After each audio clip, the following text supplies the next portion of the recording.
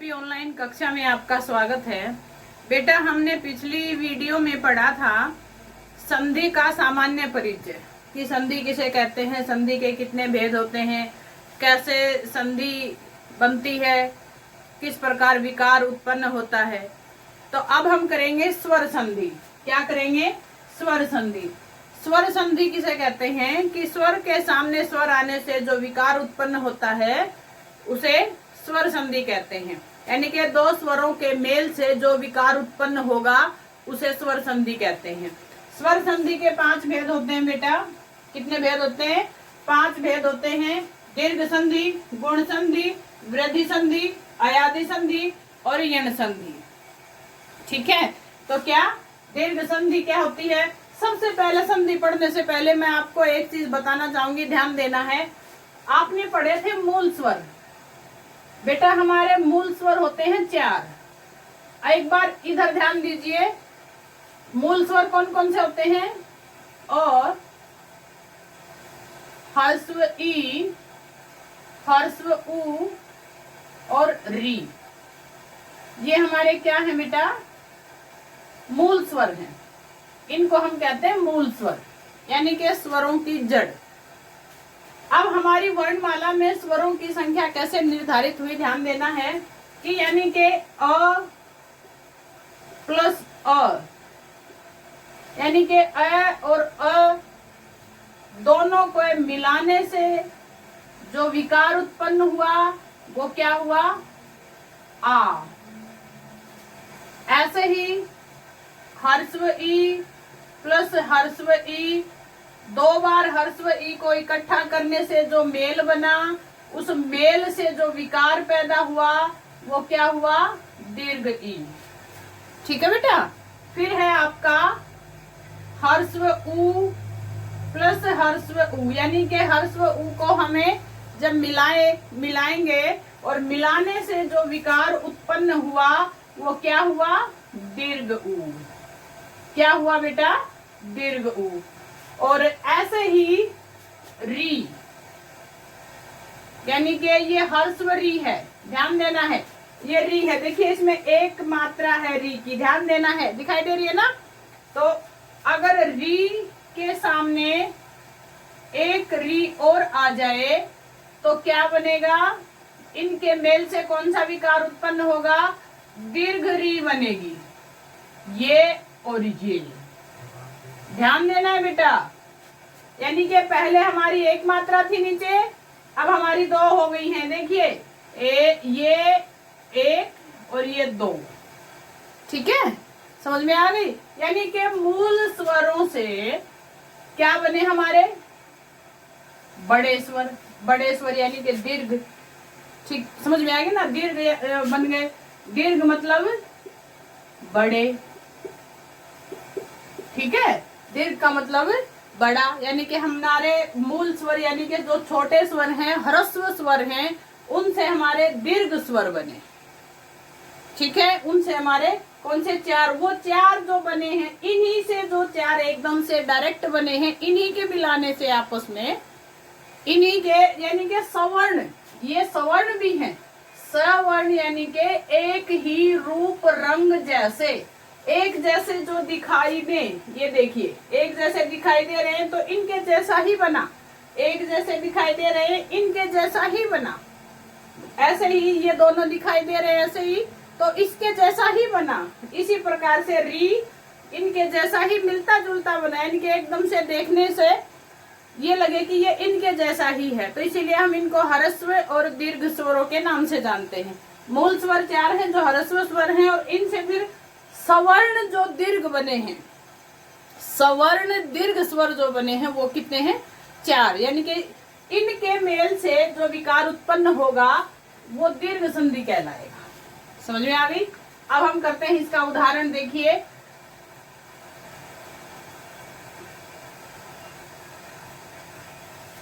अब उदाहरण करेंगे हम। जैसे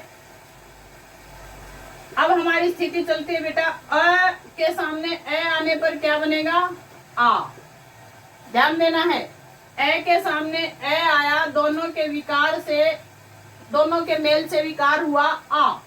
अब अ के सामने अगर ये आ भी आ गया तो भी कौन सी स्थिति बनेगी आपकी?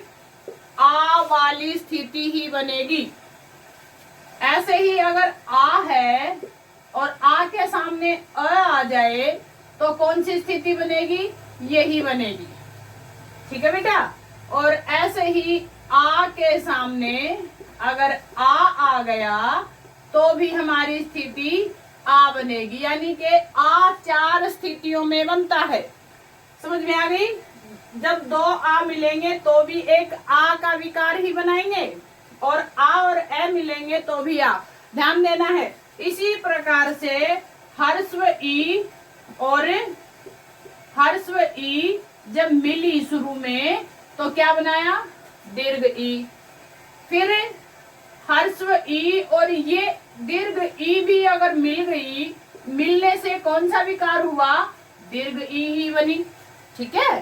फिर आपका दीर्घ ई के सामने अगर ह्रस्व ई आ गई तो भी हमारी दीर्घ ई बनेगी। ठीक है। और ऐसे ही अगर दीर्घ ई है और इसके सामने अगर दीर्घ ई आ गया तो भी कौन सा विकार पैदा होगा? दीर्घ ई वाला। ठीक है बेटा। इसी प्रकार से ऊ की स्थितियां पैदा होती हैं। ऐसे ही ऊ की स्थितियां पैदा होती हैं, ध्यान देना है आपको। तो ह्रस्व ऊ और ह्रस्व ऊ मिले तो क्या हुआ? दीर्घ ऊ। और ह्रस्व ऊ और दीर्घ ऊ मिले तो भी क्या विकार हुआ? दीर्घ ऊ। अब दीर्घ ऊ प्लस ह्रस्व ऊ मिले तो भी हमारा विकार हुआ दीर्घ ऊ। और ऐसे ही दीर्घ ऊ प्लस दीर्घ ऊ हुए तो भी हमारा विकार क्या हुआ? दीर्घ ऊ। अब देखना है हमें री। री को देखना है। री के सामने री आया तो क्या हुआ? दीर्घ री। ये ठीक है। अब ह्रस्व ई के सामने दीर्घ री आएगा तो भी बनेगा दीर्घ री। ये स्थिति संस्कृत में देखने को मिलती है ज्यादा। ठीक है बेटा। ये हिंदी में देखने मिलते तो ये भी संस्कृत में ही है, लेकिन फिर भी कोई ना कोई शब्द आ ही जाता है हिंदी में इसका। तो अब हम इनके उदाहरण देखते हैं। उदाहरण देखेंगे धन प्लस अर्थ। अब देखिए धन प्लस अर्थ। अब हमें एक एक को ध्यान से समझना है। स्थिति पैदा करेंगे हम, स्थिति पैदा करेंगे, स्थिति पैदा करके ही होगा। अब देखो हमारा था धन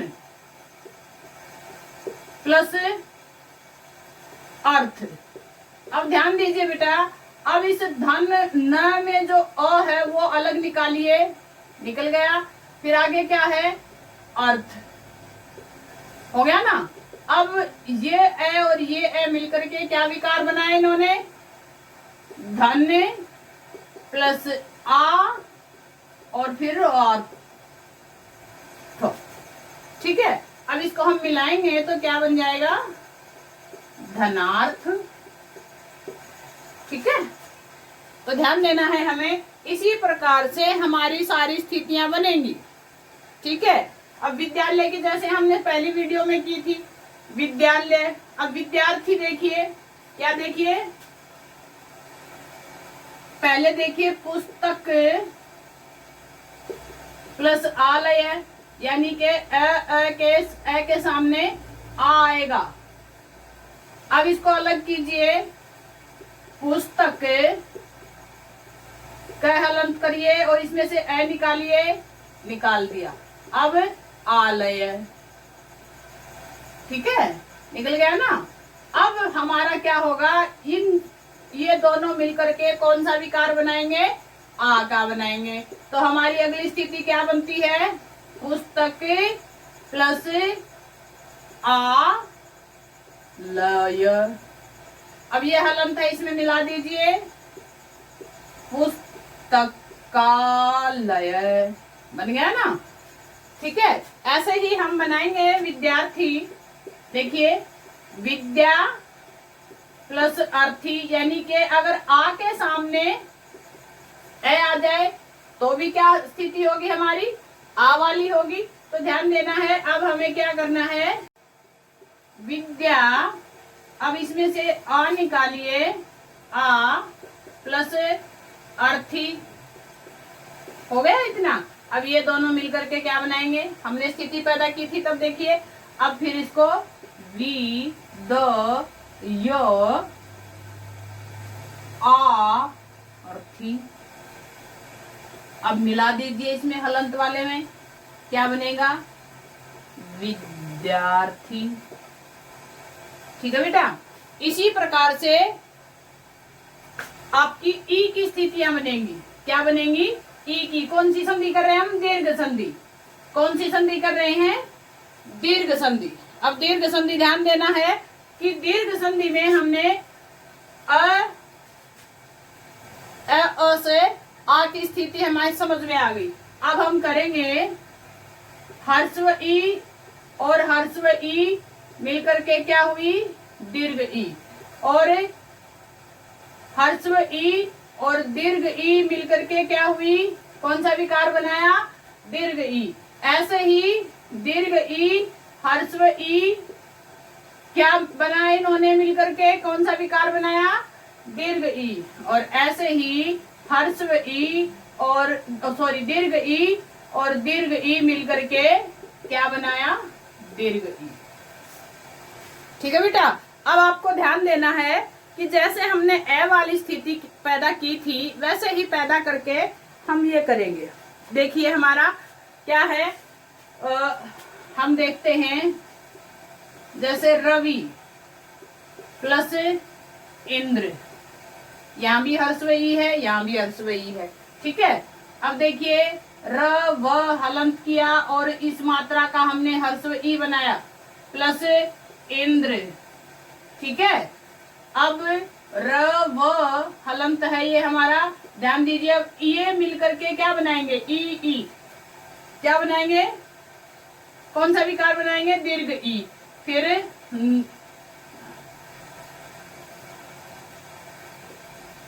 हो गया। अब इसको मिला दीजिए। अब रविंद्र, रविंद्र शब्द वास्तव में ये सही रूप है। आपको कहीं लिखा हुआ देखा होगा ह्रस्व ई, वो गलत लिखते हैं लेकिन नाम में की गलती नहीं मानी जाती। लेकिन अगर व्याकरणिक दृष्टि से देखें तो वो वहां पर गलत लिखा हुआ है। ऐसे ही बेटा यहाँ पर ह्रस्व ई है, यहाँ पर दीर्घ ई है। जैसे मुनि प्लस ईश, अब स्थिति बनाते जाइए, मुन ई ईश। अब इसको मिलाइए और मिलाने से कौन सा विकार बना, मुन ईश, तो क्या बनेगा, मुनीश। ठीक है, ध्यान देना है आपको। इसी प्रकार से सारी स्थितियां बनती जाएंगी। फिर आगे चलते हैं हम, ह्रस्व ऊ से के सामने ह्रस्व ऊ आ जाए तो दीर्घ बनता है ना, हमने किया था। अब देखिए ह्रस्व ऊ के सामने अगर ह्रस्व ऊ आ जाए तो कैसे बनता है, कैसे बनता है, देखिए साधु प्लस उपदेश, साधु प्लस उपदेश। अब इसको हम देखो स्थिति पैदा करेंगे, साधु ध हलंत, इसमें से ऊ निकाल दिया, प्लस उपदेश। ठीक है। अब ये दोनों मिलकर के क्या करेंगे, दोनों ने मिलकर के दीर्घ ऊ का विकार किया, तो सा ध प्लस दीर्घ ऊ प्लस पदेश। ठीक है। अब इसको मिलाइए, सा धू प दे श। ठीक है बेटा। इसी प्रकार से अगर यहाँ पर दीर्घ ऊ है और सामने ह्रस्व ऊ है तो स्थिति हमारी दीर्घ ऊ की बनेगी। कर लोगे ऐसे ही, समझ में आ रहा है कि नहीं आ रहा। आगे देखिए, आगे हम करते हैं री की। किसकी करेंगे, री की। जैसे मातृ प्लस ऋण। ध्यान दीजिए, मातृ प्लस ऋण। अब इसकी स्थिति फिर बनाइए बेटा, मात। अब ऋण निकाल दीजिए, इसमें से निकल गया, और फिर हमारा ऋण हो गया। अब दोनों री मिल करके क्या बनाएंगे, क्या बनाएंगे, ये देखिए दीर्घ री। अब देखिए माँ तो प्लस दीर्घ री हमने यहां बनाया, ये देखिए प्लस। अब इसको जोड़ दीजिए। अब ध्यान देना है, मातृ ए दीर्घ री, ठीक है, मातृण। ठीक है, ऐसे ही पितृण, जैसे पितृ प्लस ऋण। अब स्थिति पैदा कर दीजिए, पीत री और ऋण। अब दोनों मिलकर के कौन सा विकार पैदा किया, दीर्घ री। पीत दीर्घ री प्लस न। अब फिर हम इसको मिलाइए तो कैसे होगा, पीत। इस देखिए री की मात्रा पर दीर्घ री की मात्रा, ये ध्यान दीजिए, ये एक री दो री, यानी कि ये दीर्घ री की मात्रा पितृण। तो उम्मीद करती हूँ बेटा आपको आज दीर्घ संधि समझ में आई होगी। अगली वीडियो में हम करेंगे गुण संधि। तब तक अपना ध्यान रखिए, सुरक्षित रहिए और अपनी पढ़ाई का काम करते रहिए।